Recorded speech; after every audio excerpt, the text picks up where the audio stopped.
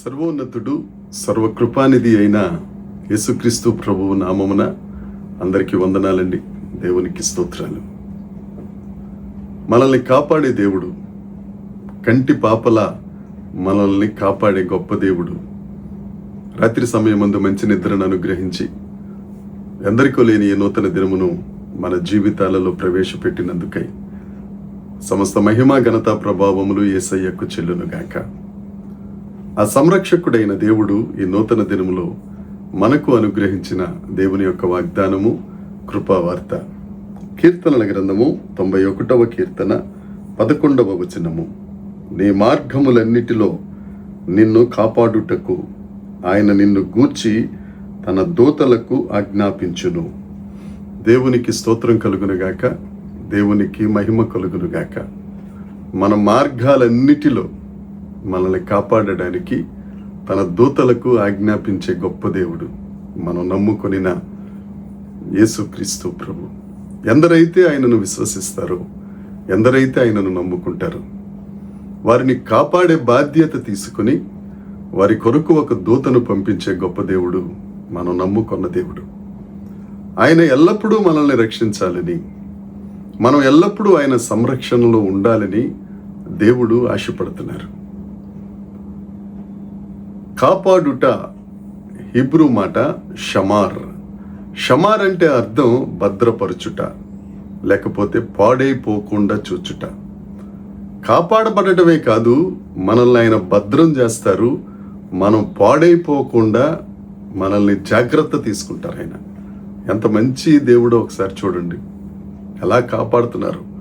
నీ ఆధ్యాత్మిక జీవితంలో నువ్వు పాడైపోకుండా, నువ్వు చెదిరిపోకుండా, నీ దైనందిన జీవితంలో ఈ వక్రజనము మధ్యన నువ్వు తిరిగాడుతుండగా నీ ఆలోచనలు కానీ, నీ మాటలు కానీ, నీ చూపులు, నీ క్రియలు ఏది దేవునికి విరుద్ధంగా నువ్వు చేయకుండా, నువ్వు పాడైపోకుండా నిన్ను భద్రపరిచే దేవుడు యేసుక్రీస్తు ప్రభువు.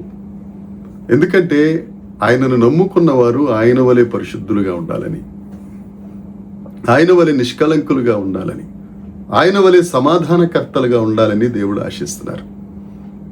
అందుకే యేసుక్రీస్తు ప్రభు ఆయనను పోలి మనం నడుచుకోవాలని ఆయన ఆశ.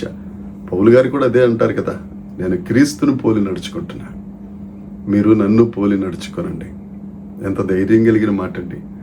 మనం కూడా ఆ మాట చెప్పాలి అని అంటే మన మార్గాలన్నిటిలో మనల్ని పాడైపోకుండా భద్రపరిచే దేవుడు మనకున్నారు. ఆయన దగ్గరికి వెళ్ళాలి, ఆయనను విశ్వసించాలి. అంతేకాదు, అపవిత్రాత్మలు, దురాత్మ శక్తులు, అపవాది సైన్యం మన భక్తి జీవితంలో మనల్ని ఎప్పుడు వెనక్కి లాగుదామని, ఏ పాపము చేసి దేవుడికి దూరం అయిపోతే నవ్వుకుందామని వాడు ఎప్పుడు ప్రయత్నం చేస్తూ ఉంటాడు.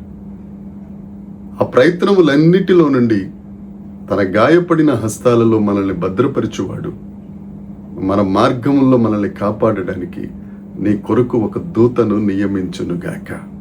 అంతేకాదు, దైనందిన జీవితంలో నువ్వు ఎక్కడ నష్టపోయి చెదిరిపోతావో అని, నీ దైనందిన జీవితంలో నీ సంతోషాన్ని కోల్పోయి నీవు విస్మయము చెంది, నిరాశ చెంది, కన్నీటి పర్యంతం అయిపోతావోనని నిన్ను కాపాడడానికి నీకు ఒక దూతను ఆయన నిర్ణయించారు. అంతేకాదు, నువ్వు వెళ్తున్న ప్రయాణాలలో, లేకపోతే నువ్వు ఇంట్లో చేస్తున్న పనులలో ఏ ప్రమాదము నీ దరి చేరకుండా నేను కాపాడుకునే బాధ్యత ఆయనది కనుక ఆయన ఒక దూతను నీ కొరకు నియమించారు. ఎంతకంటే మంచి దేవుడు ఎవరున్నారండి? ఈయన్ని నమ్ముకోకుండా, నమ్ముకున్న వారి సహితం ఈయన్ని నమ్ముకుని మరొక్కసారి ఆయనను సిలువ వేసే స్థితిలో ఉంటే, ప్రియ దేవుని పిల్లలారా, ఒక్కసారి ఆలోచించండి. నిన్ను కాపాడడానికి ఆయన ఒక దూతను నిర్ణయించారు. యోధా పత్రికలో ఉన్నది ఒకే ఒక అధ్యాయం. అందులో 24వ వచనం, 25వ వచనం ఒకసారి చూస్తే, తొట్టిల్లిపోకుండా మనలను కాపాడుటకు, నువ్వు తొట్టిల్లిపోకుండా నిన్ను భద్రపరచడానికి, నువ్వు పాడైపోకుండా నిన్ను కాపాడడానికి, నీ మార్గాల్లో నువ్వు అపాయంలోనికి వెళ్లకుండా నిన్ను కాపాడడానికి నీ కొరకు ఒక దూతనుంచారు ఆయన. నువ్వు యేసుక్రీస్తు ప్రభువుని విశ్వసించినప్పుడు, నువ్వు యేసు ప్రభువుని నమ్ముకున్నప్పుడు, ఆ దేవునికి నువ్వు సమర్పించుకున్నప్పుడు నీ భారం అంతా, నీ చింత అంతా ఆయన మీద వేసుకుని తగిన కాలంలో నిన్ను ఆశీర్వదిస్తూ నిన్ను అనేకులకు ఆశీర్వాదకరంగా చేసే గొప్ప దేవుడు ఉన్నారు. ఇక ఆయనకు దూరంగా ఎలా బ్రతుకుదాం అనుకుంటున్నావు? నా ప్రియ సహోదరి సహోదరుడా, యేసు ప్రభు దగ్గరికి రండి.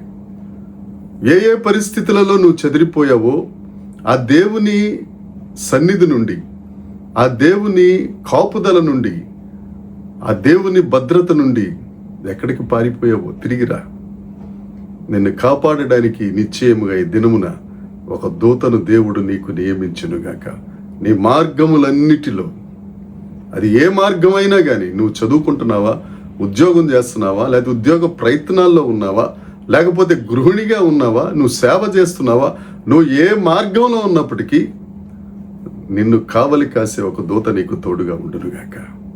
అట్టి కృప దేవుడు నీకు అనుగ్రహించునుగాక. దేవుడు నిన్ను ఆశీర్వదించునుగాక. దేవుడు నీ ద్వారా తన నామము ఉన్నతము చేయునుగాక. ఆమేన్. ప్రార్థన చేసుకుందాం. పరలోకమందున్న మా తండ్రి, పరిశుద్ధుడా, కృప కలిగిన వాడా, మా మార్గములన్నిటిలో మాకు కాపుదలనిచ్చుటకే ఒక దూతను ఏర్పాటు చేసిన మా తండ్రి, నీకు వందనాలయా, నీకు స్తోత్రం. మమ్మల్ని భద్రపరిచే దేవుడవు దేవా, మేము పాడైపోకుండా చేసే దేవుడవు, మేము తొట్టుపడకుండా చేసే దేవుడవు, తూలిపోకుండా చేసే దేవుడవు. నీ చేతికి మమ్మల్ని అప్పగించుకొనిచున్నావు. నీ ప్రియ బిడ్డలందరినీ నీ గాయపడిన హస్తాలలో దాచుకొని వారిని ఆశీర్వదించి నీ రాజ్య పర్యంతం వారు విశ్వాసమును కొనసాగించినట్లు దేవా, నీతో మమైక్యమై వైరాగ్యము కలిగిన జీవితము జీవిస్తూ దేవా, నీ చేత ఆశీర్వదించబడి అనేకులకు ఆశీర్వాదకరంగా ఉండినట్లు కృప దయచేయమని, మహిమ పొందుమని యేసుక్రీస్తు నామమున ప్రార్థించి అడిగి వేడుకొనుచున్నాము తండ్రి. ఆమేన్. దేవుని కృప మనందరికీ తోడై ఉండునుగాక. ఆమేన్, ఆమేన్, ఆమేన్.